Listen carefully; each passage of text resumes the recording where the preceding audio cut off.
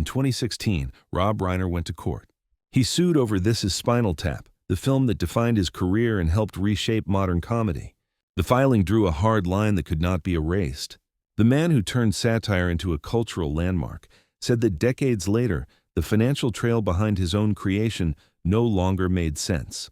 How does a director lose control of the very film that made him untouchable? If you follow stories where Hollywood legends collide with systems built to outlast them, consider subscribing. This is not a story about jokes or cult fame. It is about the moment Rob Reiner realized his legacy was no longer his to protect.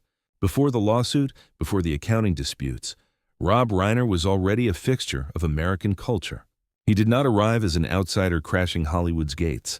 He was born into it, raised around it, and expected to understand its rules long before he challenged them.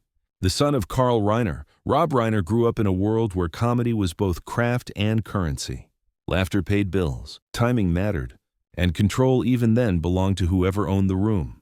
Reiner first became famous not behind the camera, but in front of it. As meathead on All in the Family, he embodied a generational conflict playing out in living rooms across America. The role made him recognizable, bankable, and publicly defined, but it also taught him something quieter and more dangerous. Being the face of a success did not mean being the one who steered it. Visibility and authority were not the same thing. By the late 1970s, Reiner was determined to cross that line. Directing was not a lateral move. It was a bid for authorship. When he stepped behind the camera, he did so with an instinct shaped by television's writers' rooms and by watching his father navigate an industry that smiled warmly while keeping its contracts close. Reiner's early directing work was defined by precision and restraint. He trusted structure. He believed that if the work was good enough, the system would eventually reflect that value back to its creators. This Is Spinal Tap shattered that assumption in two directions at once. On the surface, it looked like a small, clever satire. Underneath, it became something far larger, a cultural artifact that refused to age out. The film grew without him pushing it, selling long after its theatrical life ended, quoted by generations who were not alive when it premiered. It turned Reiner into a director whose name was inseparable from a specific kind of intelligence and bite. And yet, as the years passed, something did not align. The public saw a man permanently attached to a legendary film. The private reality, according to Reiner, was a paper trail that told a very different story. Statements arrived. Explanations were offered. Silence filled the gaps. What should have been a settled legacy remained unsettled. This story matters not because Rob Reiner was successful, but because he was established. He knew the industry. He spoke its language. And still, decades later, he would claim that the value of his own work had slipped into a system designed to outlast memory. That contradiction is where this story begins to turn. The project that would later become a cultural landmark did not begin as a safe bet. It began as a risk disguised as a joke. The idea was simple on paper and dangerous in practice. Treat a fictional rock band as if it were real, follow them with the seriousness of a documentary, and never signal to the audience where the satire ended. At the time, that approach had no proven commercial formula. The industry understood parody. It did not yet understand commitment to the illusion. For Rob Reiner, this was not a casual experiment. It was a deliberate move to test whether authorship could be asserted without spectacle. He placed himself on screen not as a star, but as a mediator, a filmmaker inside the film, guiding the audience through a world that refused to break character. The choice was strategic. By embedding himself within the story, he controlled tone, rhythm, and perspective. Nothing escaped the frame without passing through his judgment. The production itself reflected that philosophy. Much of the dialogue was shaped through improvisation, but the structure was rigid. Scenes were built to look accidental while being carefully engineered. This balance between freedom and control became the film's signature. It also became the reason the movie aged differently from its contemporaries. It did not rely on topical jokes. It relied on behavior, ego, silence, the uncomfortable pauses where truth leaks out because no one thinks it matters. When the film was released, the reaction was muted. It was not a blockbuster. It did not arrive with awards momentum or studio fanfare. Some audiences were unsure whether they were supposed to laugh. Others missed the joke entirely. From a traditional business perspective, it looked modest, even disappointing. There was no immediate indication that this project would define anything. Then something unusual happened. The film refused to disappear. Through late-night screenings, word of mouth, and repeat viewings, it began to grow sideways rather than upward. Viewers quoted lines. Musicians recognized themselves in the caricature. Younger audiences found it years later and assumed it was new. The movie became portable. It traveled without marketing. It survived without reinvention. Over time, it crossed a rare threshold. It stopped being a film and started being a reference point. For Reiner, this should have marked a moment of security. A director with a permanent place in the culture is supposed to gain leverage, not lose it. The industry rewards longevity, at least in theory. The credits roll, the contracts sit in drawers, and success compounds quietly. But the kind of success this film achieved did not follow clean lines. It did not peak and decline. It accumulated. Every new format, every revival of interest, every ancillary product extended its life. The movie was no longer confined to theaters or even to film. It existed in fragments, in music, in merchandise, in language itself. And that is where the first fracture appeared. A work that never stops circulating, never stops generating value. But value only returns to those who have legal pathways built to receive it. Over time, the gap between cultural presence and personal return became harder to ignore. The public narrative said the film was immortal. The private paperwork, according to Reiner, told a far less flattering story. At first, this discrepancy did not produce confrontation. Hollywood runs on patience and deference. Questions are asked quietly. Clarifications are requested. Explanations are accepted even when they do not fully satisfy. The system assumes compliance will outlast frustration. Years passed. The film continued to be rediscovered. Its reputation hardened into fact. New generations treated it as canon. Meanwhile, the sense that something fundamental was misaligned did not fade. It sharpened. This was not a story of sudden betrayal. It was a slow accumulation of unease, a realization that a project built on creative trust had entered a world governed by perpetual ownership structures. The film had become bigger than the moment it was made, but the agreements surrounding it had not evolved with its status. At some point, a question stops being rhetorical. When a filmmaker sees his work cited everywhere but its value reflected nowhere meaningful back to him, the issue is no longer about money alone. It becomes about authorship. About whether creating something that lasts means surrendering control to systems designed to endure longer than any individual. That tension did not explode immediately. It waited. It sat beneath decades of success, masked by laughter and reputation. But it was moving toward a moment where silence would no longer be the safer option. Because when a legend keeps growing, eventually someone has to ask who is actually holding the keys. What followed the film's slow rise was not celebration, but administration. Not applause, but paperwork. For Rob Reiner, the questions did not begin with outrage. They began with routine. Statements arrived. Numbers were presented. Explanations were offered in language that sounded complete while answering very little. Nothing appeared overtly hostile. That was the problem. The business surrounding This Is Spinal Tap had been constructed in layers, each one legal, each one insulated from the other. Film rights sat in one place. Music rights lived somewhere else. Merchandising occupied a separate lane entirely. Over time, additional entities entered the picture. Distributors changed hands, and accounting responsibilities moved from office to office. No single door opened to the whole house. In Hollywood, complexity is not an accident. It is a feature. Each layer creates plausible deniability. Each handoff stretches accountability thinner. When money flows through enough channels, the absence of it can always be explained by distance rather than intent. The system does not say no, it says not here. For a creator, this creates a peculiar paralysis. To challenge one part of the structure without understanding the rest is to risk looking uninformed. To challenge all of it at once is to declare war. The industry counts on that hesitation. It counts on the idea that reputations are fragile and that asking too many questions can quietly change how phones get answered. Reiner had spent decades inside this ecosystem. He understood how deals were framed, how back-end participation worked in theory, and how definitions could be narrowed without technically being false. Gross did not always mean gross. Net could be shaped until it barely existed. Expenses could multiply in ways that never appeared unreasonable on paper. What made this situation different was duration. This was not a single disappointing year or a temporary dip. The film's cultural life contradicted the financial narrative year after year. New formats emerged, interest resurfaced, references multiplied. Yet the statements remained stubbornly unimpressive.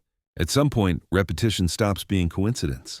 The longer the pattern held, the more it suggested design rather than misfortune. And still, nothing in the system forced a reckoning. Silence was not enforced. It was rewarded. The rights maze also did something more subtle. It blurred responsibility. When accountability is diffused across enough entities, there is no villain to confront, only a structure to navigate. That structure speaks in neutral tones. It expresses regret without admission. It provides data without clarity. It invites patience, but patience has a cost. Time does not pause while paperwork circulates. Careers age. Energy narrows.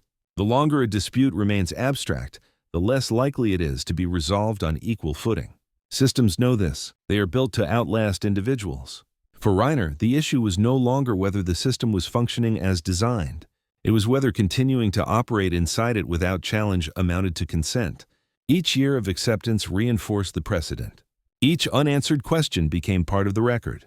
The maze did not collapse on its own. It never does. It waited for someone to decide that understanding it was no longer enough. That moving carefully through it had achieved nothing except delay. The moment that matters in stories like this is rarely loud. It is the quiet decision to stop asking for clarification and start demanding accountability. To move from private confusion to public consequence. To accept that once a challenge is made, it cannot be softened or walked back. When that decision is taken, the maze does not disappear. It hardens. And the only way through it is no longer negotiation, but confrontation. That is when a dispute stops being administrative and becomes irreversible. The shift happened quietly, but once it happened, it could not be reversed. When Rob Reiner authorized legal action over This Is Spinal Tap, the story moved out of private correspondence and into public record. The moment the lawsuit was filed, negotiation ended. From that point forward, every statement, every document, every silence would be interpreted through an adversarial lens. There was no version of events in which this decision faded away. For decades, disputes over creative accounting had followed an unspoken code. They were handled discreetly, framed as misunderstandings, resolved behind closed doors if they were resolved at all. Public litigation was seen as extreme, even impolite. It signaled not only dissatisfaction, but refusal. A refusal to accept explanations that could not be reconciled with reality. A refusal to let time dilute the issue any further. By filing suit, Reiner did something that unsettled the industry more than the allegations themselves. He made the mechanics visible. The lawsuit did not accuse a single individual of malice. It pointed instead to a structure, a network of rights and accounting practices that allowed a work with undeniable cultural and commercial life to report returns that seemed detached from that reality. The accusation was systemic, not personal. That made it harder to dismiss. The response was immediate and predictable. Motions were filed. Jurisdiction was challenged. Definitions were scrutinized. The language of the dispute shifted from narrative to precision. Words that had once been used casually were now dissected. Profit participation, net receipts, distribution fees. Each term carried weight, and each interpretation could alter the entire outcome. This was no longer about whether the film was successful. That was beyond dispute. It was about whether success, as experienced by audiences, translated into value for those who created it. And if it did not, whether the fault lay in bad faith or in contracts designed to absorb value before it ever reached the source. For Reiner, the consequences of crossing this line were not theoretical. Litigation has a way of freezing relationships in place. Studios become cautious. Collaborators hesitate. Every future deal is colored by reputation. The industry does not punish openly. It remembers quietly. Yet the alternative had become untenable. Accepting the existing narrative meant accepting that cultural impact and financial participation could exist in entirely separate worlds. It meant accepting that authorship ended when signatures were placed on documents whose long-term implications could not be fully known at the time. It meant allowing silence to finalize a version of history that did not align with lived experience. As the case progressed, the scope widened. The dispute began to draw in additional parties connected to the film's distribution and exploitation. Each new layer added complexity, but also clarity. What initially appeared as a single accounting issue now revealed itself as an ecosystem, one that functioned efficiently precisely because responsibility was distributed. The legal process moved slowly, as it always does. Claims were challenged. Portions were dismissed. Others were allowed to proceed.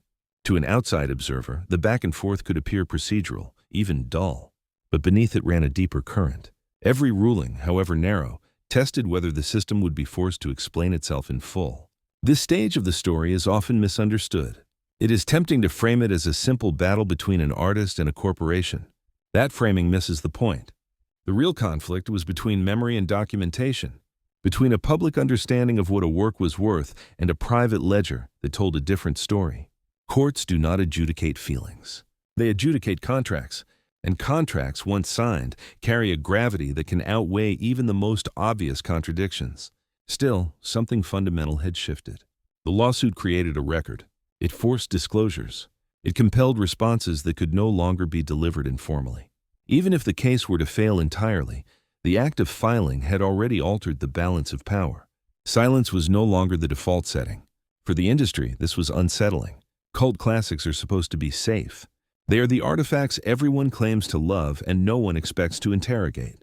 By challenging the financial reality behind one of the most beloved examples, Reiner disrupted a comfortable illusion. If this film could be subject to scrutiny, so could others. And that possibility made the case larger than the individuals involved. The point of no return is not defined by outcome. It is defined by commitment. Once a creator chooses to test the system in public, there is no clean exit. Win or lose, the relationship with the industry is permanently altered. The cost is not only measured in legal fees or settlements, but in identity. One becomes not just a filmmaker, but a litigant. Not just a storyteller, but a challenger. As the case moved forward, the question ceased to be whether the system would bend. The question became what it would cost to force it to respond at all, and whether the price of confrontation was lower than the price of continued silence. That calculation, once made, cannot be unmade. The lawsuit was filed. The record was opened, and whatever the outcome, the story had crossed into territory where reputations, not just revenues, were at stake. Once the case entered the public arena, the aftershocks spread beyond the courtroom. What had been a private dispute over statements and definitions became a signal event inside the industry. For Rob Reiner, the consequences were immediate but understated, the kind Hollywood prefers. No open condemnations, no dramatic blacklists. Instead, a recalibration. Conversations grew cautious. Language tightened. Familiar assurances were replaced with legal phrasing and delays. The press coverage framed the story cautiously, often reducing it to numbers and procedural updates. That framing obscured the deeper effect. Lawsuits like this are not only about outcomes, they are about precedent. By pushing the dispute forward, Reiner forced an uncomfortable question into circulation. If a filmmaker so closely identified with a beloved cult classic could claim the financial reality made no sense, what did that imply for less protected creators? The response from the opposing side followed a familiar pattern. Motions challenged scope. Responsibility was narrowed. Each counter-argument emphasized contractual intent and historical compliance. Nothing on paper suggested misconduct. Everything suggested a system operating exactly as designed. That was the point. If the system functioned legally, then the burden shifted back to the creator to prove that legality itself had produced an unreasonable result. As months turned into years, the emotional rhythm of the case changed. Initial outrage gave way to endurance. Litigation is not sustained by anger. It is sustained by resolve. The slow pace tested whether the challenge would lose momentum. Procedural wins and losses arrived in small increments, rarely decisive on their own. To the outside world, it looked static. Inside, pressure accumulated. For Reiner, the fallout was not only professional, it was narrative. His identity had long been anchored to creative achievement. Now it included confrontation. Interviews inevitably circled back to the dispute. Questions about legacy were no longer abstract. They were tied to documents, filings, and the possibility that a defining work might remain financially opaque forever. The industry's counters were subtle but effective. Emphasize complexity.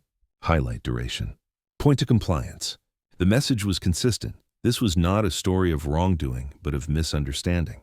And misunderstandings, the implication went, do not warrant public escalation. That framing attempted to return the dispute to a technical disagreement, stripping it of moral urgency. Yet the longer the case persisted, the harder that framing became to maintain. Each procedural step reinforced the fact that the issue had not resolved itself over decades. Silence had not corrected the imbalance. Time had not clarified the record. If anything, it had entrenched it.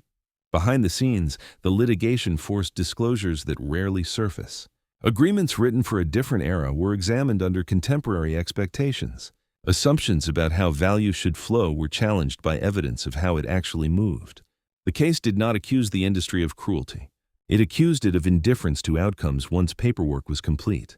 Public reaction followed a familiar arc. Initial curiosity faded into sporadic attention, punctuated by occasional headlines when the case shifted. But among creators, the story traveled differently.